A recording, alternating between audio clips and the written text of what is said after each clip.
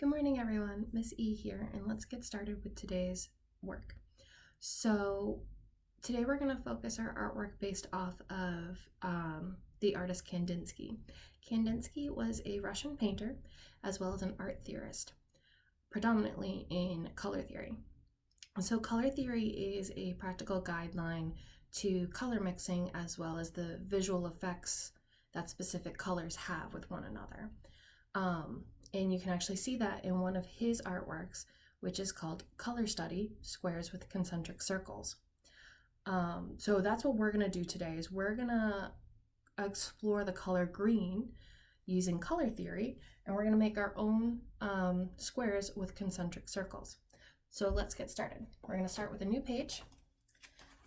Supplies you'll need is you can use a ruler, or you can use a straight edge, or you can fold your paper to make your lines. You'll need a pencil, although Miss E is going to use a marker so that you can see the lines that she makes. And then you're going to need something to color with. So you can use crayons, you can use color pencils, markers, paint. That's entirely up to you. I'm going to use markers today. So let's start. So the first thing we're going to do is we are going to make 6 squares. So you can use your ruler, straight edge, or fold your paper. And you're going to want to draw a line down the middle. Now I'm just estimating, but you can measure it out, make it even. And then I'm going to draw a line right here and a line right here. So now I have 6 boxes, and we are going to make circles in each box. Now we're going to focus on the color green. So what I'm going to do is I'm going to draw 6 green circles. The reason I chose green was that yesterday was St. Patrick's Day, but also because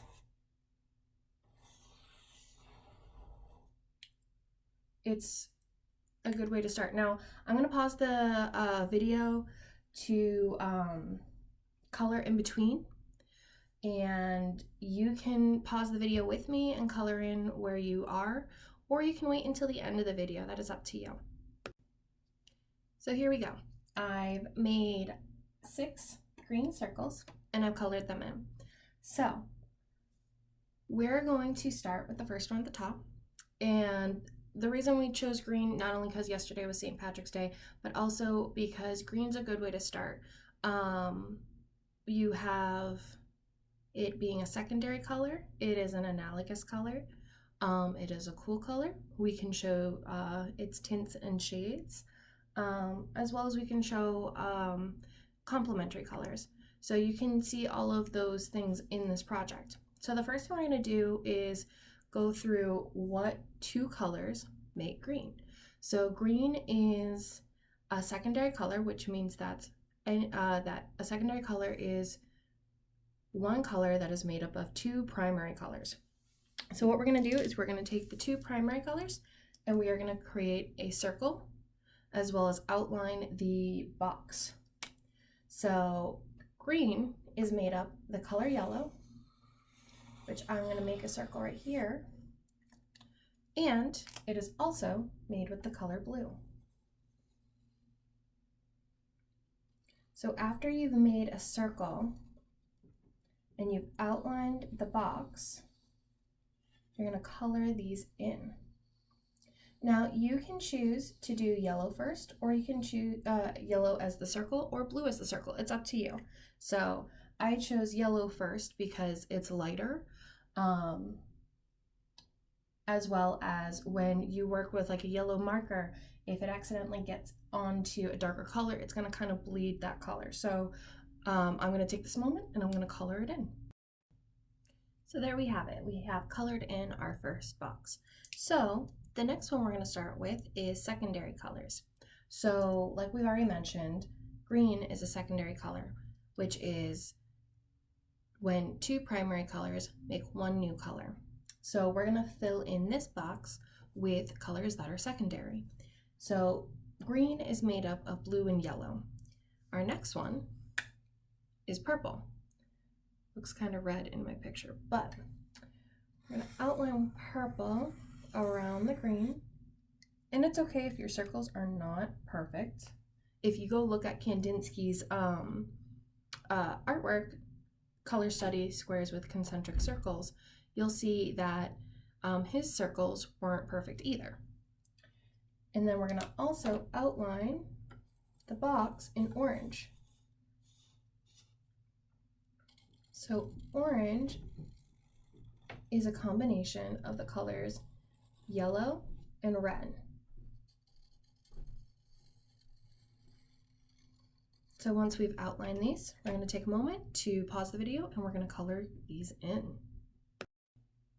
All right, so now we've colored in our second box. Now we're going to do the next two boxes at the same time because we're going to talk about analogous colors. So analogous colors are a group of three colors that share the same color. So the first one will be a blue analogous set. So green shares the color blue along with the color purple.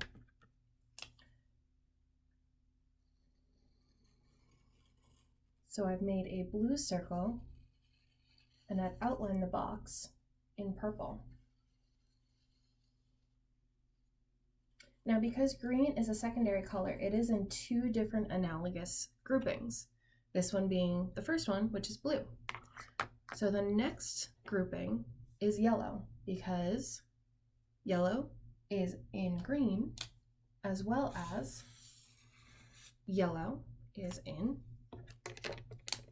orange. And it seems like Miss E colored two boxes both in orange.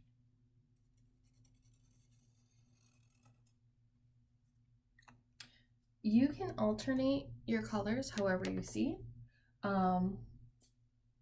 Honestly, Miss E was planning on outlining this in orange and then outlining the outside in yellow, but she made a mistake and accidents happen.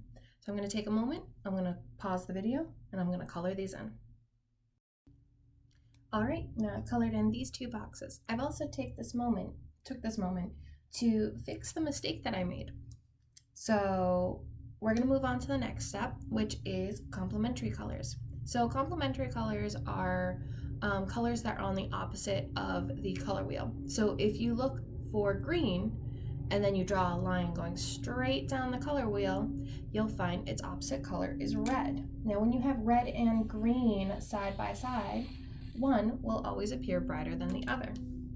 So, and it's always good to have them side by side for certain pictures, certain drawings. For example, around Christmas and winter holidays, you will see a lot of red and green because it'll make it look very bright and festive. So we have outlined our box in our circle, and once again, I'm going to start coloring it in.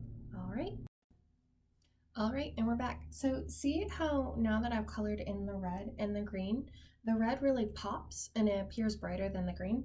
That's what it means to be complementary as a visual effect. So the last box we're going to do is for tints and shades. So a tint is any color plus white, which makes the color lighter. So I have a light green right here, and I'm just going to make my circle. Now, a shade is any color plus black, which makes it darker.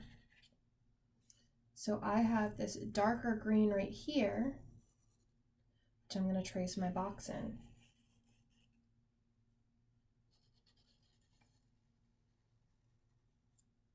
Now I'm going to pause the video and I'm going to color my tints and shades in right now. All right, so now I've colored in my final box. So This is our version of Kandinsky's color study, squares with concentric circles. If you found this to be very simple, you can always add more squares, you can add more colors, or you can do the exact same project but use a different color. This is a good way to work on color theory and learn how each color has an effect with another color, as well as you can see what relations they have with one another. Because not only did we just color in 6 boxes with circles, we just reviewed how green is made, that it is a secondary color, and the other 2 secondary colors. We went over that it's in 2 analogous groupings, the yellow analogous grouping as well as the blue analogous grouping. We found out that its complementary color is red, and we went over what tints and shades were. So I hope you guys enjoyed. Have fun doing this, and I hope to see you guys soon. Bye guys.